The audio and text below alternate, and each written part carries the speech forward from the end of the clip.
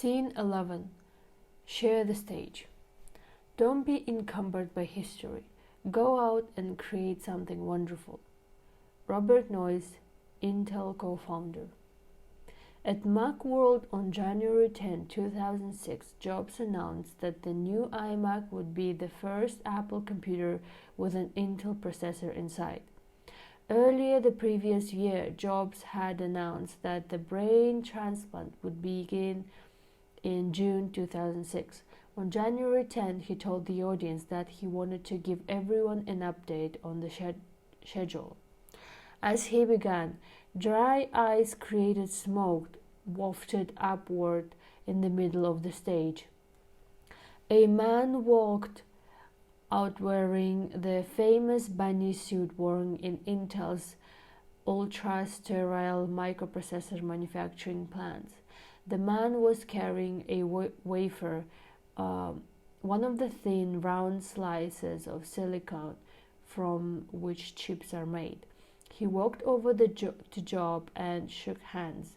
As the lights came up, it became obvious that the person in the bunny suit was none other than Intel CEO Paul Otellini. "Steve, I wanted to report that Intel's ready," Otellini said as he handed Jobs the wafer. "Apple is ready too," said Jobs. "We started a partnership less than a year ago to make this happen," Jobs told the audience.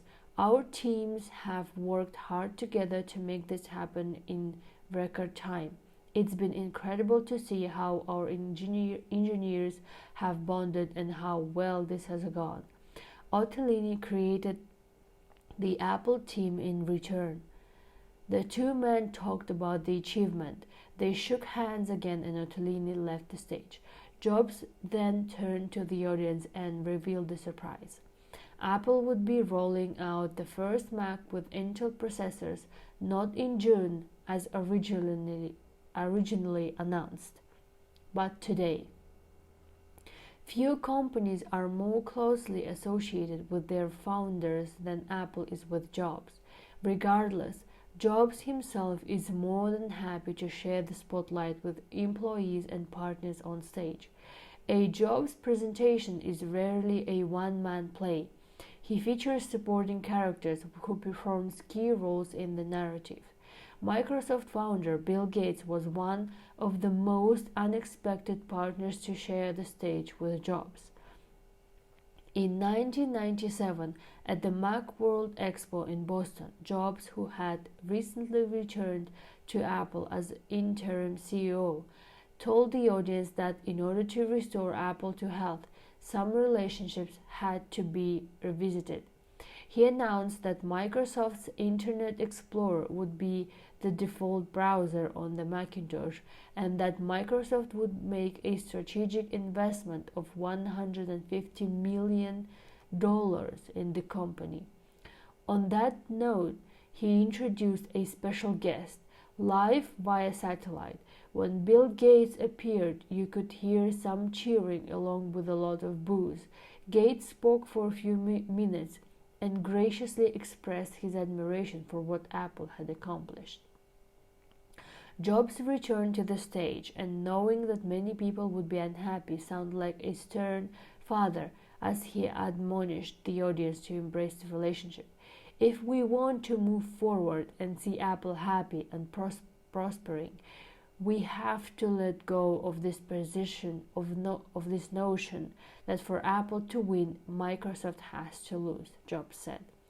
"If we screw up, it's not somebody else's fault. It's our fault.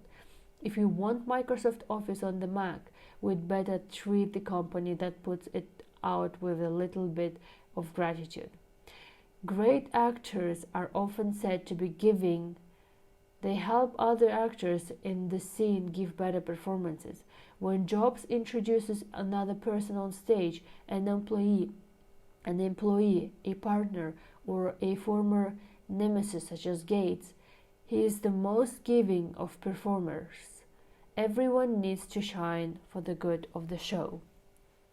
The brain craves variety. The brain doesn't pay attention to boring things. Not that Jobs is boring, far from it. However, our brains crave variety. No one, no matter how smooth and polished, can carry an audience for long before his or her listeners start to glance at their watches. Great speech writers have known this for years.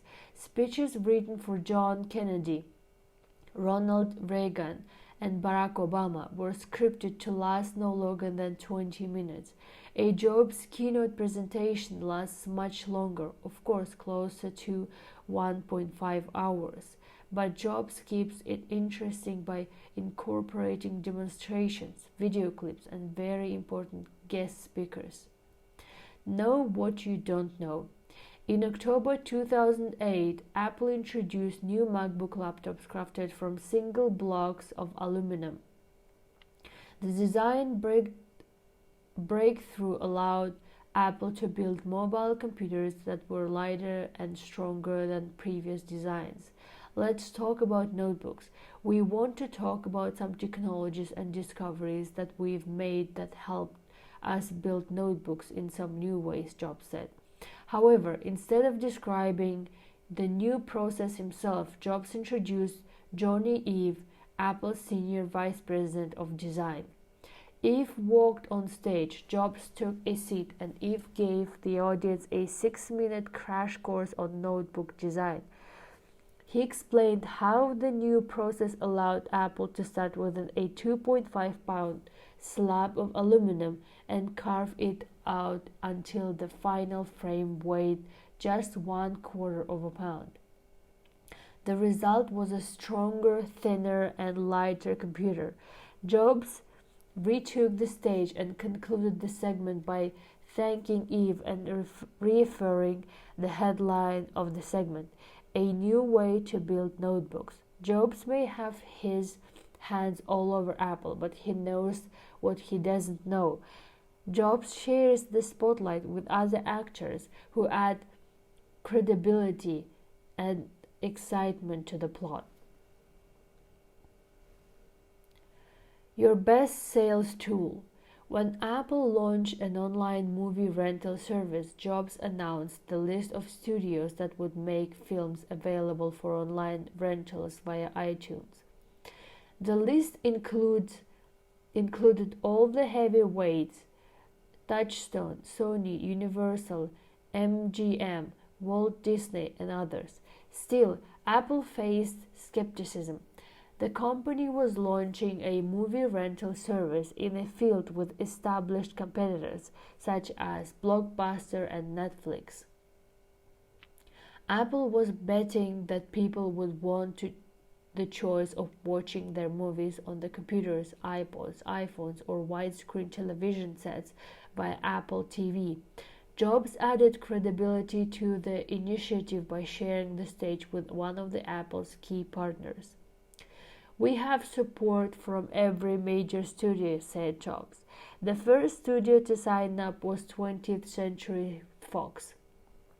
"We've developed a really great working relationship with Fox. It's my pleasure to introduce the chairman and CEO of 20th Century Fox, Jim Giannopoulos."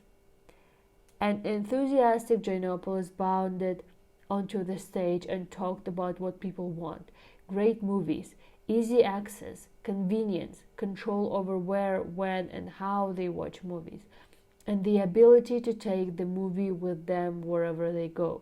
When Steve came to us with the idea, it was a no-brainer. It was the most exciting, coolest thing we've ever heard, Giannopoulos said. Video rentals are not a new thing, but there was music and then iPod. There was the phone and then iPhone.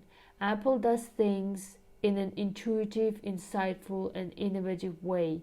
It will be a transformative version of the rental model, and we're incredibly excited about it. We couldn't be happier and prouder of our partnership. Giannopoulos had provided Jobs with a company's best sales tool, a customer's endorsement. Best of all, the two men appeared side by side. A reference is good. A customer or partner physically sharing the stage is even better. Number one reason people buy. Your customers are always mindful of budgets, but in tough economic times they are even more so, casting a critical eye on every last dollar. Prospects do not want to act as a beta group. Your product must deliver what it promises. Saving your customers money, making them money, or providing the tools to make more efficient use of the money they have. Testimonials and endorsements are persuasive because, as discussed earlier, word of mouth is the number one influencer of purchasing decisions. Successful companies know that a pool of reputable and satisfied customers is critical for sales success. In fact, some companies even have specific employees whose job it is to gather case studies and distribute them to their prospects. Most small business owners do not have the resources to designate a case study specialist, but they can easily adopt some of the techniques used by the world's most successful companies.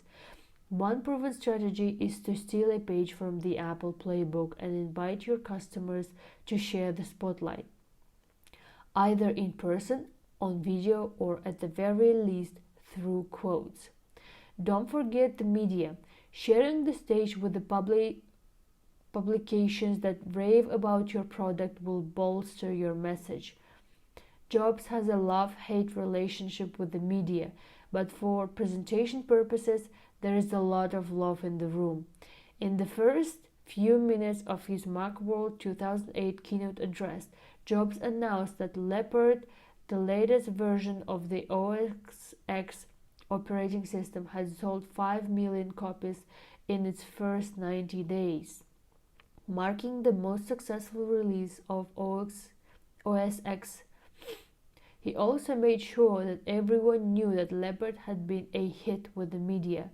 The press has been very kind. It's been a critical success as well as a commercial success, said Jobs.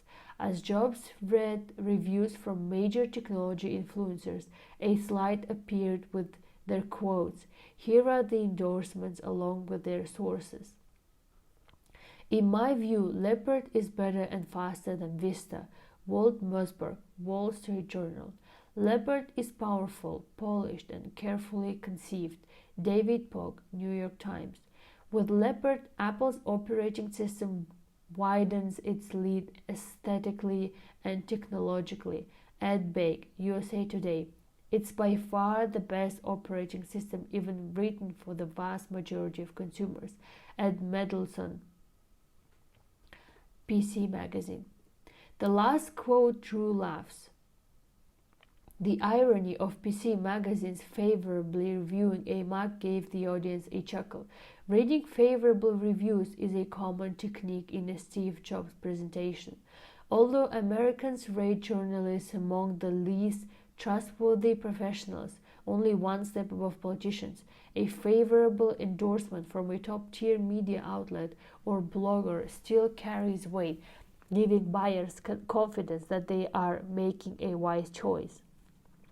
Successful companies that launch a splashy new product usually have tested it with a group of partners who have agreed to endorse it publicly or distribute reviews copies to the media and influencers. This arrangement gives those companies instant references, endorsements, and testimonials. Your customers need a reason to believe in you, and they want to minimize the risk associated with a new product or service. Having experts, customers, or partners testify to the effectiveness of your product will help you overcome the psychological barrier to participation. 21st century case study. The case study remains an important marketing tool. Most of us are familiar with white papers or simple case studies featured on a company's website. But as video and audio become much less expensive to create and distribute online, some innovative companies are tapping into the power of YouTube to deliver customer evidence. Buying a $200 flip video recorder, creating an inexpensive video of a customer testimonial and posting it on YouTube carries as much weight as a slick marketing production. Posting a video and audio testimonials on your site and incorporating them into your presentations will add another valuable layer of authenticity and credibility to your story. If you are a business owner or an entrepreneur, it's important to develop a list of customers you can use as references. In fact, a customer who offers a testimonial is worth more than one who doesn't. Look for customers who will help you win new customers, then give them a reason to offer a reference. This could be as simple as offering a deeper relationship with your company, such as providing more access to you or your staff when your customer has questions. Other benefits might include access to product teams, input into new designs or products, and visibility. Give your partners a reason to participate, and once they do, incorporate them into your presentations. Most customers will not be available for your presentation, but try the next best thing. Insert a video testimonial into your presentation. It might not have the same impact as Paul Ottolini appearing on stage with Jobs, but it might give you a step up on your competitors. Give credits where credit's due. Employees also get top billing in a Steve Jobs presentation. At the conclusion of Macworld 2007, Jobs said, "I want to highlight the folks who worked on this product. Would all of the folks who worked on today's product please stand up? Let's give them a round of applause. Thank you so much. I also can't leave without thanking the families. They haven't seen a lot of us in the last 6 months. Without the support of our families, we couldn't do what we do. We get to do this amazing work. They understand when we're not home for dinner on time because we've got to be in the lab working on something because the intro is coming up. You don't know how much we need you and appreciate you, so thank you." It's very easy to make the presentation all about you and your product. Don't forget to credit the people who make it possible. It shows your customers that you are a person of integrity, and by praising your employees or colleagues publicly, you inspire them to work harder for you. Finally, Jobs shares the stage with his audience, his customers often thanking them profusely. He kicked off Macworld 2008 by recapping the previous year. "I just want to take a moment to thank you. We have had tremendous support from all of our customers, and we really appreciate it. So thank you for an extraordinary 2007. Jobs built a rapport with his audience by acknowledging the people who matter, the people who build the products, and the people who buy them. Jobs even shares the stage with himself. Steve Jobs is the only person who can invite another Steve Jobs on stage. In 1999, ER star Noah Weil traded in his scrubs for blue jeans playing Jobs in the TV movie Pirates of Silicon Valley. In a practical joke at the 1999 Macworld Expo in New York, Weil appeared on stage to kick off the keynote. At first glance and to people seated far away, he looked like Jobs. Blue jeans, black mock, and running shoes. Weil had the same mannerism and even used some of Jobs' famous phrases. "This is going to be a great Macworld," he said. "There's something happening here. The resurgence of Apple. You're going to see great new products today. Some insanely great new products. Some really, totally, wildly, insanely great new products." The audience went crazy when the real Jobs showed up. Jobs had a ton of fun with Wiley, telling the actor that he was blowing the impression. Jobs showed Weil how he should act, talk, and walk if he really wanted to nail the impersonation. Jobs told the audience, "I invited Noah here to see how I really act, and because he's a better me than me." "Thank you, I'm just glad you're not mad about the movie," said Weil. "What? Me upset? It's just a movie," said Jobs. "But if you do want to make things right, you could get me a part of on ER." The exchange generated a huge laugh, and the beat showed that Jobs could poke some fun at himself. I still haven't seen any other presenter who could share the stage with himself. Director's note: upon release of a new product or service, make sure you have customers who tested the product and are available to back your claims. Media reviews are also helpful, especially from highly reputable publications or popular blogs. Incorporate testimonials into your presentation. The easiest way is to videotape your customer talking about your product. Edit the tape to no more than 2 minutes in length and insert it into your presentation. Publicly thank employees, partners, and customers, and do it often.